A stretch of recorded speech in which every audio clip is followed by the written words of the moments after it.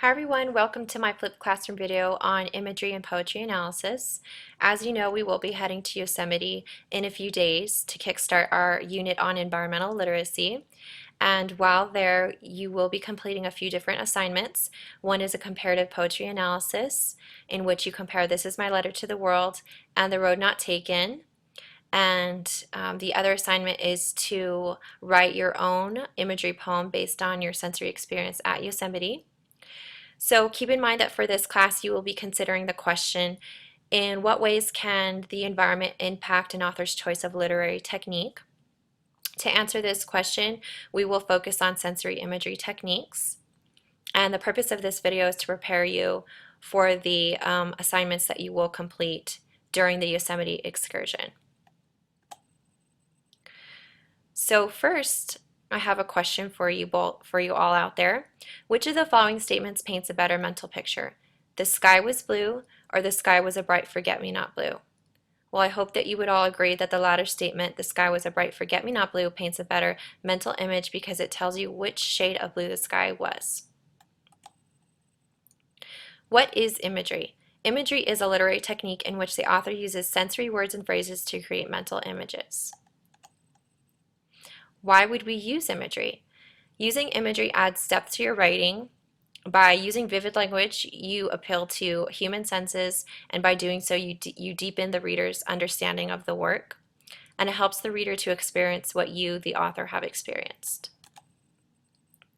So the types of imagery techniques we will discuss are olfactory, auditory, tactile, visual, and gustatory. So next I have some examples of the imagery techniques that I just mentioned. The first example is, I was awakened by the strong bitter smell of freshly brewed coffee. So when you read this sentence, you can imagine what it smelled like there. And I'm sure most of us we know what coffee smells like. The next example is, the bed linens might just as well be ice and the clothes snow. So when you read this sentence, you can feel what it felt like, what the author felt like, and you can imagine that they were freezing cold. The next example is, the tavern was worn down with age, the wooden bar chipping away, the floor is black from dirt. When you read this sentence, you can visualize what this tavern looked like, and you can imagine that the paint was chipping away. The next example, her voice is full of money, that was the inexhaustible charm that rose and fell in it, the jingle in it, the cymbal song of it. So when you read that sentence, you can hear what this woman's voice sounded like, and you can imagine it was high-pitched and musical sounding. The last example is, Mark unintentionally took a gulp of the briny, tepid mass. So when you read this, you can taste, in this example, Mark ingested some seawater. So you could taste what Mark was tasting with words like briny and tepid.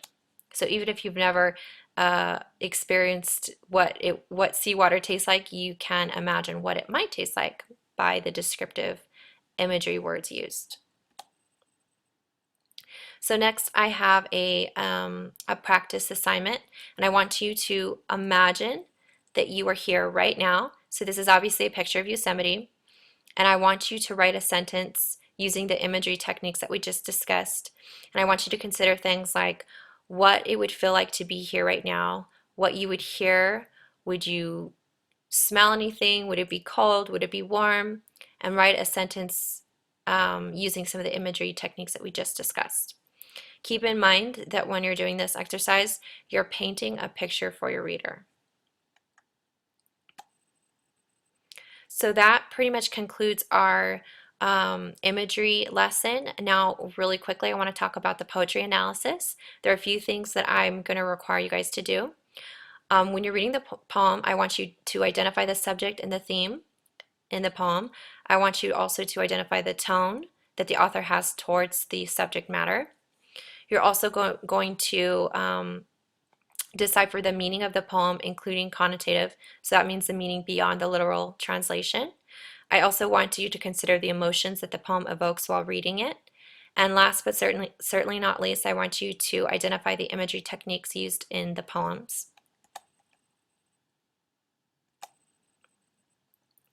So some reminders for you. I do want to make sure that you visit our classroom website because there are several resources that you're going to need to help you complete the assignments throughout this unit.